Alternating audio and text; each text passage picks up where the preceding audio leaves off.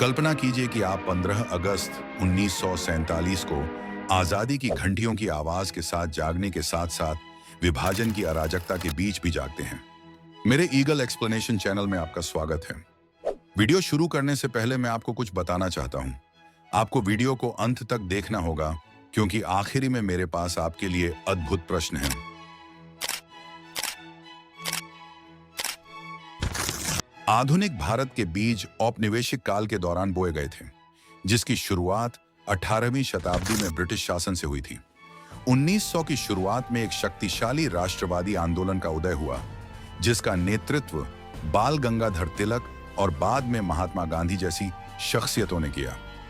गांधी के अहिंसक प्रतिरोध के दर्शन ने लाखों लोगों को प्रेरित किया। 1930 में नमक मार्च एक महत्वपूर्ण मोड़ का प्रतीक था, क्योंकि भारतीयों ने एकता और दृढ़ संकल्प का साहसिक प्रदर्शन करते हुए ब्रिटिश सत्ता को चुनौती दी थी।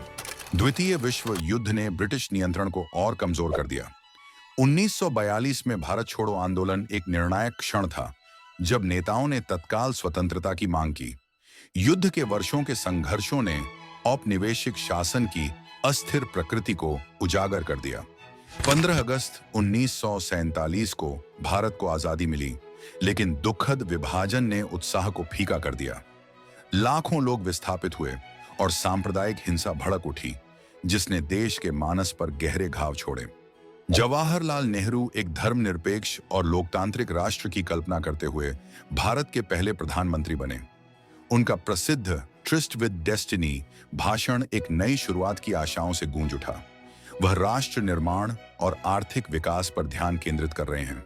उनके दृष्टिकोण में मिश्रित अर्थव्यवस्था और भारतीय प्रौद्योगिकी संस्थान जैसे संस्थानों की स्थापना शामिल थी।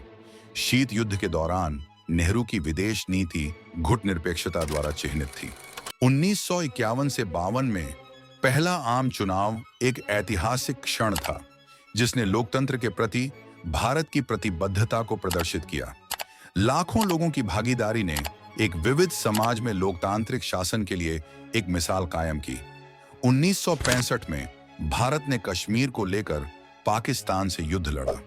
इस अवधि में हरित क्रांति भी देखी गई, जिसने भारत के कृषि परिदृश्य को बदल दिया, जिससे देश खाद्यान्न के मामले में आत्मनिर्भर हो गया। 1970 का दशक राजनीतिक उथल-पुथल लेकर आया। नेहरू की बेटी इंदिरा गांधी ने 1975 में आपातकाल की घोषणा की, चुनाव निलंबित कर दी और नागरिक स्वतंत्रता पर रोक लगा दी। इस विवादास्पद कदम के कारण व्यापक असंतोष फैल गया और अंततः 1987 में उनकी हार हुई। 1990 के दशक में भारतीय अर्थव्यवस्था के उदारीकरण ने इसके परिदृश्य को बदल दिया।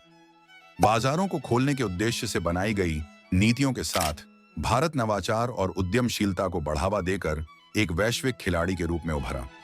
आज भारत संस्कृतियों, भाषाओं और परंपराओं की एक जीवंत टेपेस्ट्री के रूप में खड़ा है। इसके युवा तकनीकी प्रगति को आगे बढ़ाते हैं। अपने समृद्ध इतिहास से लेकर अपने आशाजनक भविष्य तक आधुनिक भारत लचीलापन और आशा का प्रतीक है। जैसे जैसे यह 21वीं सदी की जटिलताओं को पार करता है, यात्रा जारी रहती है, इसकी स्थायी भावना का एक प्रमाण। अब मेरे पास आपके लिए एक प्रश्न है, मुझे कमेंट सेक्शन में उत्तर दें।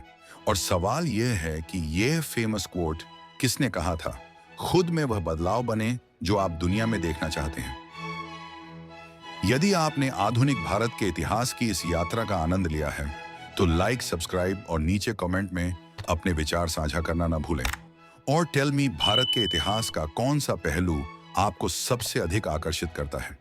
अगर आप मेरा दूसरा वीडियो देखना चाहते हैं तो इस पर क्लिक करें।